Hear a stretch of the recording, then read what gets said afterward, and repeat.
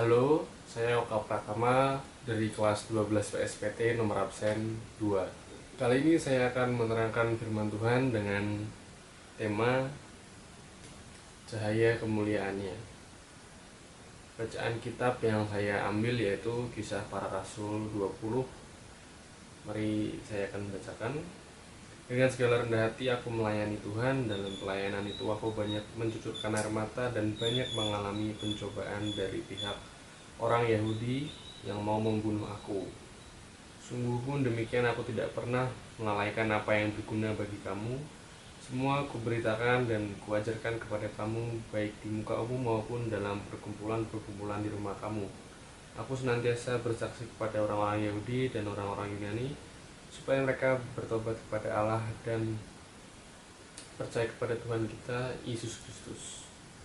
Kemudian ada bacaan lagi di Matius 5 ayat 16. Demikianlah hendaknya terangmu bercahaya di depan orang, supaya mereka melihat perbuatanmu yang baik dan memuliakan Bapamu yang di surga. Jadi topik atau tema kita pada hari ini adalah cahaya kemuliaannya. Dalam KBBI Kamus Besar Bahasa Indonesia, cahaya adalah sebuah alat penerang dalam kegelapan.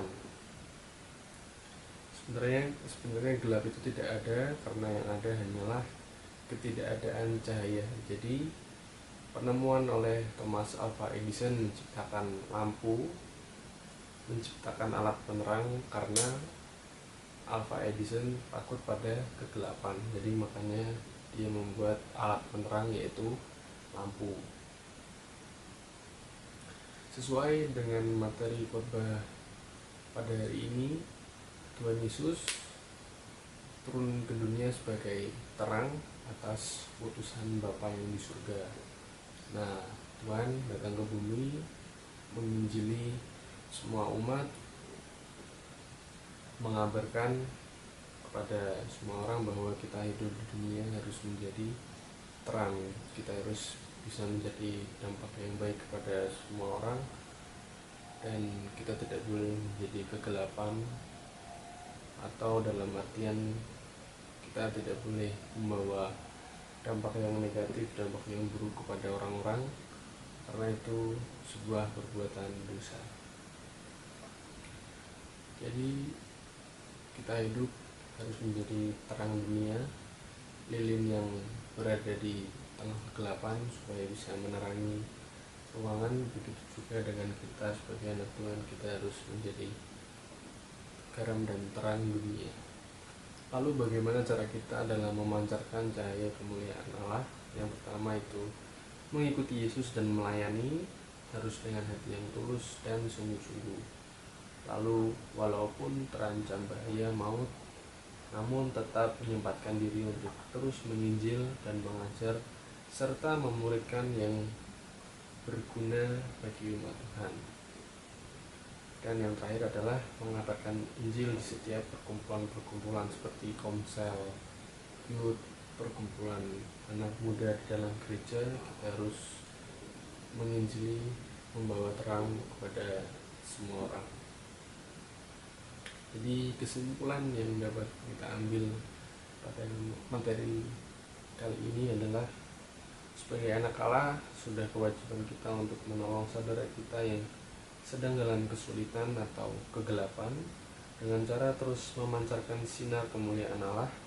Saudara kita bisa merasakan kehangatan kasih karunia Allah melalui diri kita.